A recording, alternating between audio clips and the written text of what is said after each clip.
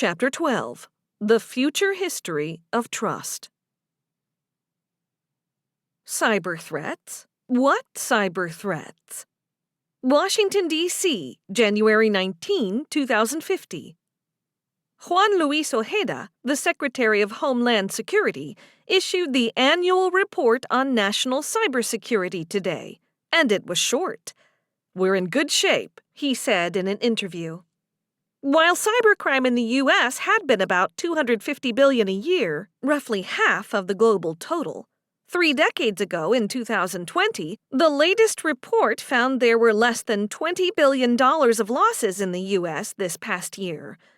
Still, that number's way too high, Ojeda said. The tools for spotting potential fraud are so much better than they were in decades past that we should be able to stamp out cybercrime entirely. The only reason we haven't is that there are still careless people in the world, and criminals will always find a way to target them. As usual, the report found no foreign interference in the latest elections. Several state and non-state actors tried, Ojeda said, but we stopped them cold because we can now be certain about the identities of those who were trying to vote. Most countries respected the formal and informal agreements we've reached over the decades to leave each other's elections alone. The annual index of consumer trust on privacy and security reached 94.2, inching up to a record for the 15th consecutive year in the absence of any significant event that would undermine trust. People are using the privacy and security tools the government and private industry are giving them, Ojeda said, and they're feeling the benefits. That's how the future history of trust could look by 2050. Now, let's explore how to invent that future. Trust is an even more complicated topic than the ones we've already visited, and as you've seen, getting the future of electricity, healthcare, transportation, and climate right will be plenty complicated. Trust is so hard because we don't just have to overcome the status quo and inertia, or even the inevitable bad ideas, as with the other topics. We have to overcome bad people. Lots and lots of bad people. Many of these bad people deliberately sow mistrust as a way to gain money or power. Think of what the Russians have been doing in recent years to try to undercut Americans' faith in our electoral system.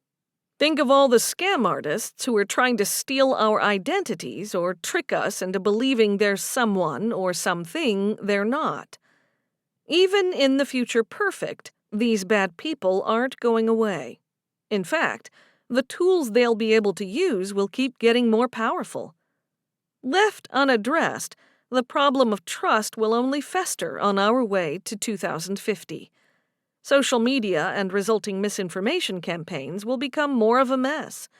News media will fragment the country further, with watchers and readers almost separating into different universes with different accepted sets of facts.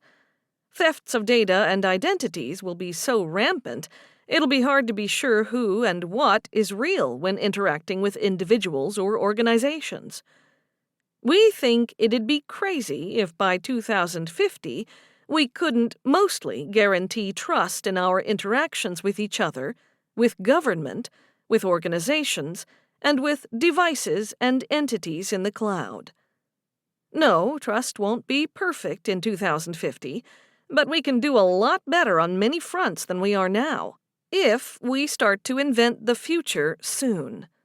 While trust comes in many flavors and involves a host of actors in an array of relationships, 4 issues will be key for the smooth functioning of society. 1. We need security for our identities. People shouldn't be able to falsely pretend to be us. 2. We need to be able to authenticate our identities to others, the flip side of number 1. You need to know we are who we say we are. 3. There needs to be truth. This will be the most intractable issue. Who gets to decide what's true? No one, obviously. We can set up fact-checkers, but then we'll have fact-checkers fact-checking the fact-checkers, and fact-checkers fact-checking the fact-checkers who are fact-checking the fact-checkers. There's no end, no absolutely trusted source. In any case, we'll still face the problem that everyone seems to have their own version of the truth, no matter what the facts in front of all of us plainly show. The old line is that seeing is believing, but it's also true, and maybe more important, that believing is seeing. Once we believe something strongly, we see the world through that lens, and almost nothing will change our minds.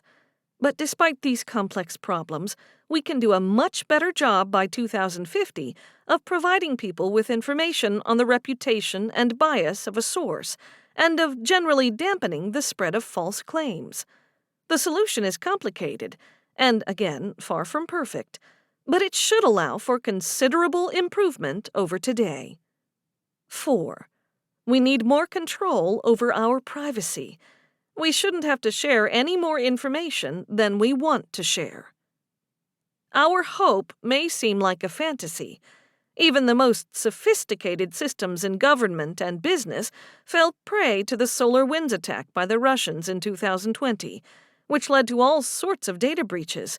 And a group of Russian hackers shut off the gasoline supply for much of the East Coast through a ransomware attack on the Colonial Pipeline in 2021. We read about other cyber attacks, large and small, all the time. Meanwhile, social media is a cesspool of misinformation and disinformation, and privacy seems to be a mirage.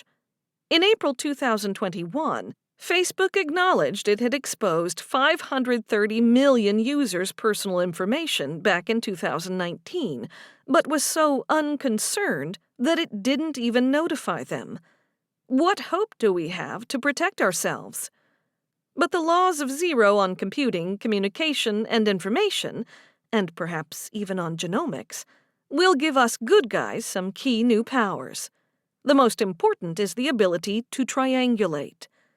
You can see the power of triangulation in the GPS, which uses 3 satellites to pinpoint your location in 3D space. 2 satellites won't cut it.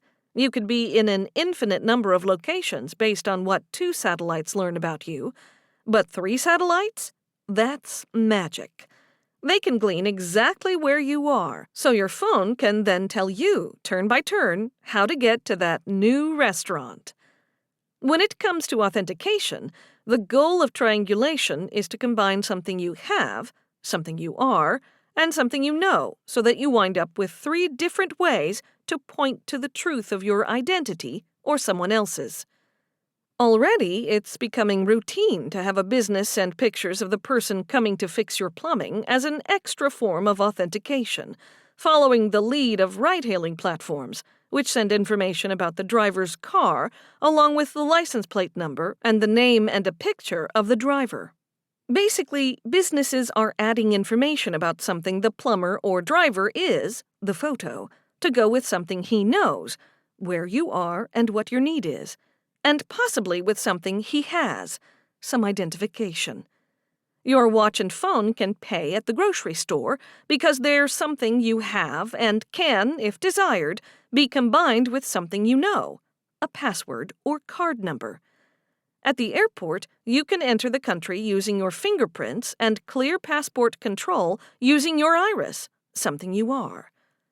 How does authentication work if you're not physically there?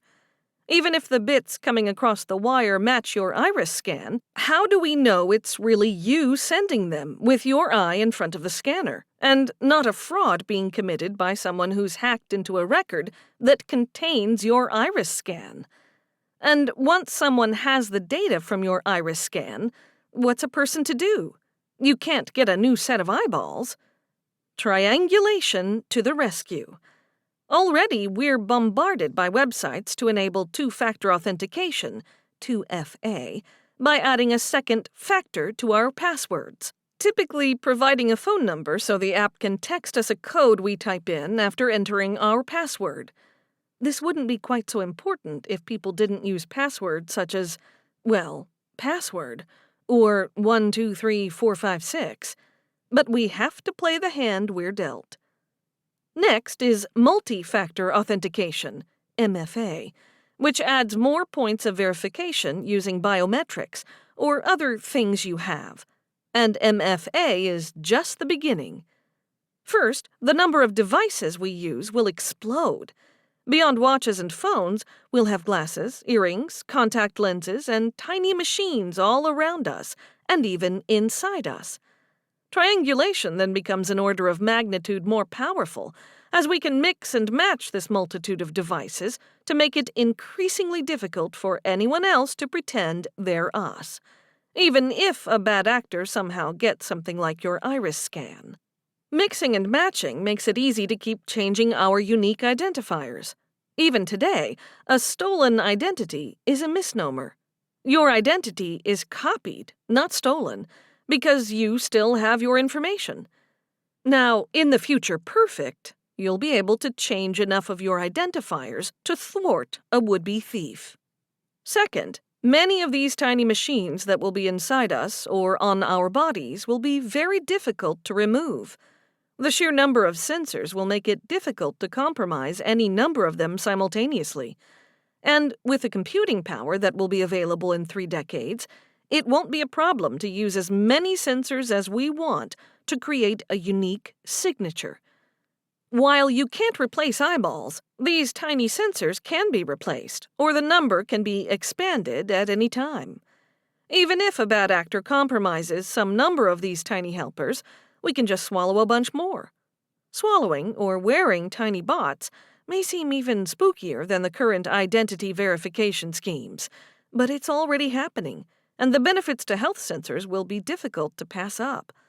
If we asked our predecessors how they'd feel about many things we take for granted, contact lenses we place on and peel off our eyes, medicinal skin patches, surgery, they'd have been spooked as well. While there are, and will be, issues around data control and privacy, the laws of zero are making possible decentralized approaches to securely storing and analyzing sensitive information, such as biometrics. Already, for example, blockchain enables secure storage and use of sensitive information under the control of the individual rather than under some other institution or government. We'll need secure connections everywhere to transmit information back and forth without compromise. Fortunately, this is already a somewhat solved problem. Current encryption is very difficult to break, and it's getting better all the time. The commercialization of quantum computing could change the game because of the massive increase in power it will provide, but the benefits will go to both the good guys and the bad guys. New government-private partnerships will surely arise that will help authenticate our identities and those of any we're considering trusting. These institutions would provide physical identification as well as verifying remote signatures. The U.S. Postal Service is already providing 2FA identity verification services based on possession of a mobile phone and knowledge of a password. The work shows how other organizations could then work with these trusted institutions to use the immense computing power available to thwart attempts at impersonation as they occur. This approach to authentication would resemble what credit card companies do now, intervening in suspicious transactions before they are completed. And these new organizations would be backed up by the force of law, deterring violators. A reasonable analogy as we try to put out the fires raging around authentication is, well, actual fires from a century plus ago. The widespread deployment of electricity changed society dramatically, and for the better. But with electricity comes the threat of fire. And there were lots of fires beginning in the late 1800s as buildings got larger and became wired for electricity. Insurance companies, which bore the brunt of the financial risk from these fires, eventually drove the adoption of uniform building codes and the creation of underwriters' laboratories to certify the safety of electric appliances. Note that issues of identity, authentication, and enforcement had to be addressed as part of this new framework via building contractors, permits, laws, and inspectors. Today, fires are so much less frequent that firefighters spend the vast majority of their time as emergency medical technicians, dealing with health emergencies. The future perfect will also allow for authentication that goes beyond our identities and gets at an issue near and dear to so many of us: our reputations. Triangulation will allow for a sort of Yelp writ large, very large. Such apps provide a consensus view based on perhaps thousands of reviews. Yes, there are ways to game the system by writing fake reviews, or by getting others to praise your business or trash a competitor, but the algorithms for detecting fraudulent reviews are getting better all the time. Ultimately, the issue is, can I trust that the entity on the other side of the transaction will deliver, whether it's in sending the product I paid for or by verifying the post on a social media platform is really from Taylor Swift? And the law of zero on information will make the world so much more transparent that it'll be much easier than it is now with Yelp et al. To develop a consensus view on the reputation and reliability of the party you're dealing with, and for them to get a better sense of you. As you can see, triangulation takes us a long way toward keeping our identities secure and authenticating ourselves to others, especially when triangulation becomes demi-cent-angulation, or whatever you call it when something like 100 points for identity verification become available. Triangulation also helps a great deal with our desire for all of us to have a better handle on what's true. We already triangulate to some extent. We decide which friends we trust to provide us with information and which we deem as suspect. We trust certain news sources and not others. With the advent of social media, though, many stories get amplified reflexively, in no time, because they play into biases, even though they may come from sources that have already proved unreliable or have almost no history. Perhaps a Twitter account with an egg as a photo and 2 followers. As a result, misinformation and disinformation may be accepted as true. That sort of reflexive behavior might explain President Trump's June 2020 retweet of a video by a Twitter user unknown to him. On initial glance, the original tweet seemed to show a parade of Trump supporters, but the parade also included a golf cart driver holding his fist up and yelling, "White power! White power!" The president soon undid his retweet, and a White House spokesman said the president hadn't heard the racist language when he retweeted it. But many of Trump's tens of millions of followers had already seen the retweet. Trump later said in an interview that it's the retweets that get him in trouble.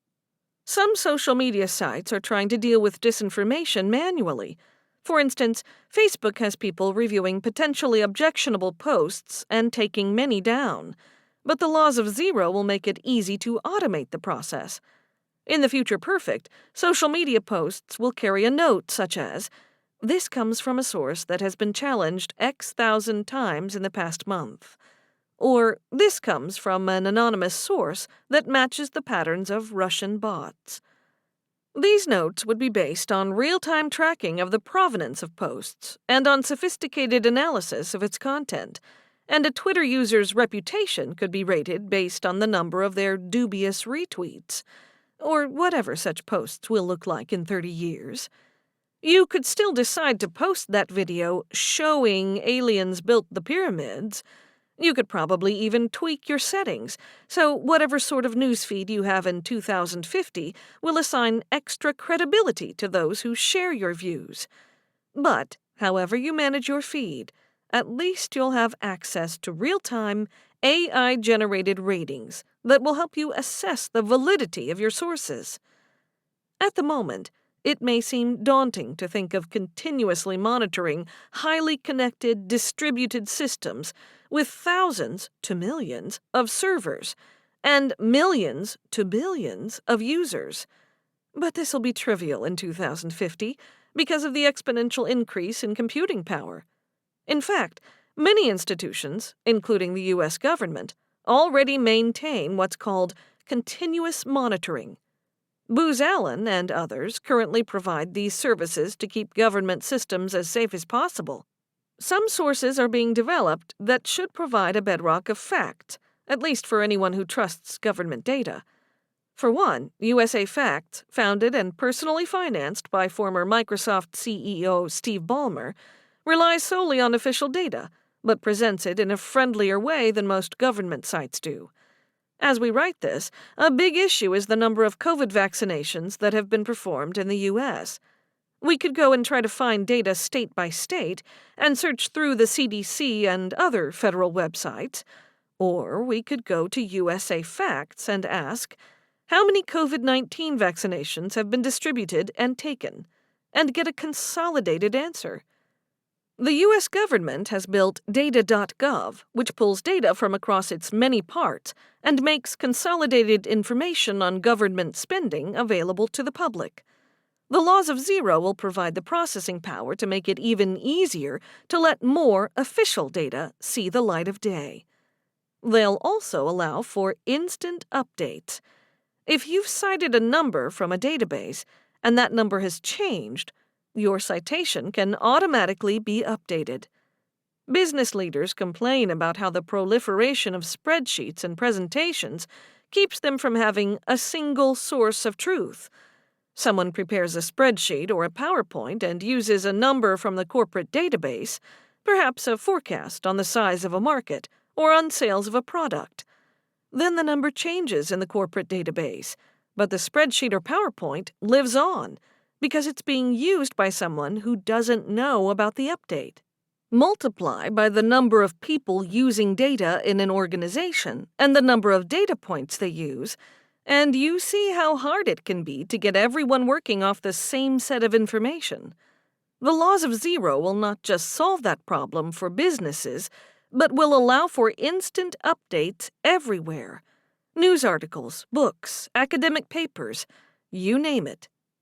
Basically, the laws of zero will let us apply a scientific mindset in real time and to a vast array of information sources.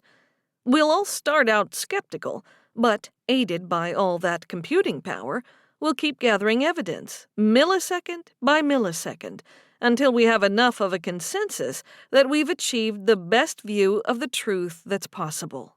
For now. And then we'll get updates as the consensus evolves. But even getting much closer to the truth in the future perfect won't be enough. What if we're too late and only get to the truth after great damage has been done? Look at Twitter, where a clickbait tweet with false information gets orders of magnitude more views than any clarification or even retraction that may come out days or weeks later.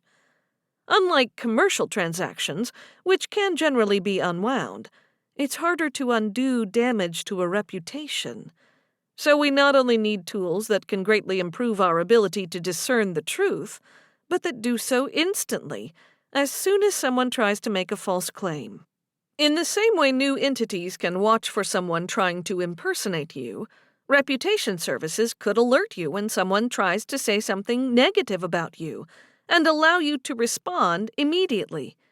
Whatever form social media takes in 2050 could even provide a brief buffer, perhaps measured in just milliseconds, so that bots acting on behalf of all parties could do a preliminary adjudication of whatever claim is being made, a sort of trust auction based on criteria decided through neutral institutions. Already, some sites delay posting. Look at the site Front Porch Forum, which asks users to consider deep breath time before posting a response to something that elicited a strong emotional reaction. Posts in the future might still be allowed on a public platform, but they'd carry qualifiers based on whatever evidence was or wasn't available. They might also include pointers about the credibility of both the person making the claim and of the target of it. Perhaps the social medium would ensure that anyone who saw the initial claim would see any future clarifications or retractions. There will undoubtedly also be room for entities to create services for repairing damaged reputations to the extent possible. All of this will be automated and will use AI that both identifies the problem and notifies you of a proposed fix that it's already installed before any more damage can be done. Disinformation campaigns will at least become much harder to launch.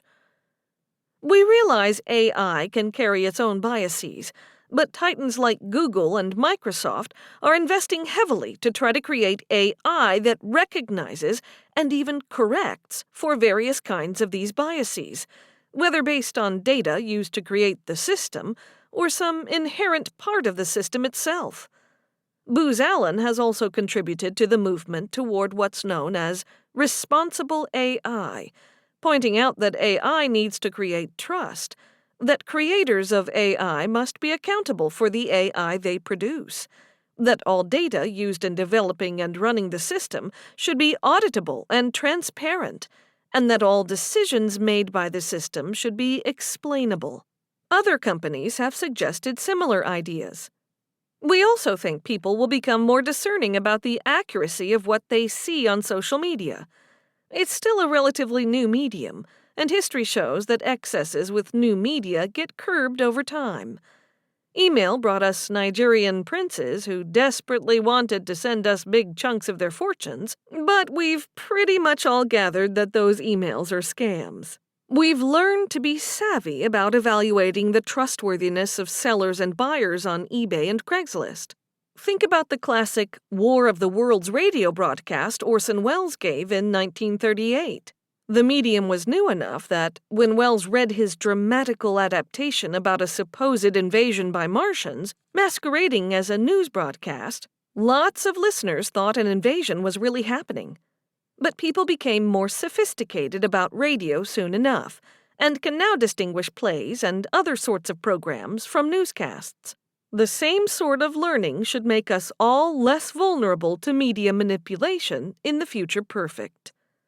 Social media institutions, whatever they look like in 30 years, will also behave more responsibly. No, we're not expecting any sort of great awakening. They'll still focus on maximizing profits. But the days of operating without any restrictions will be long gone. The government may well impose some responsibility on companies for the posts they allow users to make. That would at least rein in the most extreme forms of disinformation, such as QAnon-level conspiracy theories. Even beyond whatever government does, there's a sort of public shaming forming that will create consequences for those who abuse the platforms. The platforms will likely at least tone down their algorithms that currently do the utmost to create controversy and drive engagement. If some claim is likely false, but not definitely so, the Facebook of 2050, or its successor, might still publish it, but wouldn't push it into billions of news feeds. So an Alex Jones type could still rant and rave all he wanted on InfoWars, but that person would get little or no pickup on social media. If disinformation falls in the forest with no one around, does it make a sound? So, we've pretty much taken care of 3 of the 4 big concerns about trust we mentioned toward the start of the chapter. Triangulation will let us verify the identity of those who want to interact with us. It will let us authenticate ourselves to them. Triangulation plus new information-based services, some education, perhaps a bit of government intervention, and some good old-fashioned public shaming should provide the parameters for determining truth. That just leaves us with the issue of privacy. Just. We actually think privacy becomes less of an issue when you can secure your identity and reliably authenticate yourself to others and store and share your data under your control via a decentralized, secure system. Headway is already being made in areas like healthcare, where we want our devices to know enough about us to help, but to not share information without our approval. New governmental approaches such as the General Data Protection Regulation, GDPR, and new efforts by platform companies are also starting to give us control over our privacy. Innovations that will accelerate with the effects of the laws of zero are already appearing in social media. All these efforts will be greatly accelerated in the lead-up to the future perfect, based on the idea that we should own and control the data about us. No more saying something about cold weather and having your Google Home instantly arrange for you to start seeing ads for sweaters. Some of the improvement will come from just moving up the learning curve. Companies have learned, for instance, that just because they can connect certain dots doesn't mean they should connect all of them. We're thinking of the story several years ago about how Target inferred from various searches and purchases that someone was pregnant and started mailing her coupons for diapers and such. But she was a teenager living at home and hadn't yet told her parents about her pregnancy. In any case, apps are appearing that help people mask their actions. For instance, you can get an app that clicks in the background on every ad that a website tries to put in front of you. You won't actually see those ads, but any site trying to monitor your actions thinks you've clicked on every single one. More and more sophisticated apps will surely help us mask what we share about ourselves. In the future, we think ownership of data will be much more explicit than it is today. For instance, we might all have data trusts. Basically, any company like a Facebook that gathers information on you and your actions would have to keep that all together in a you file, whose use only you could control. This is starting to happen, but will be far more developed. You could make all or part of it available to companies you want to buy from or otherwise do business with, or not. You could also decide that you no longer want to keep that you file with Facebook and could take it away from Facebook and provide it to a competitor, much as you can now change cellular providers while taking your phone number with you. Just because Facebook and other companies can currently gather data on us with impunity doesn't mean they, or their successors, will always be able to do so. We're still in the very early stages of deciding what the rules of the road on privacy should be, so there's loads of room to design a better future. Even Zuckerberg can be redeemed. Menlo Park, California, May 14, 2050. At today's retirement ceremony for Mark Zuckerberg on his 66th birthday, he received holographic calls from leaders around the world, thanking him for fulfilling the vision he set out in the famous letter he and his wife, Priscilla Chan, wrote to their newborn daughter, Max, in 2015. In that letter, Zuckerberg and Chan committed to making the world Max grew up in dramatically better than the one into which she was born. The parents wrote, "We will do our part to make this happen, not only because we love you, but also because we have a moral responsibility to all children in the next generation."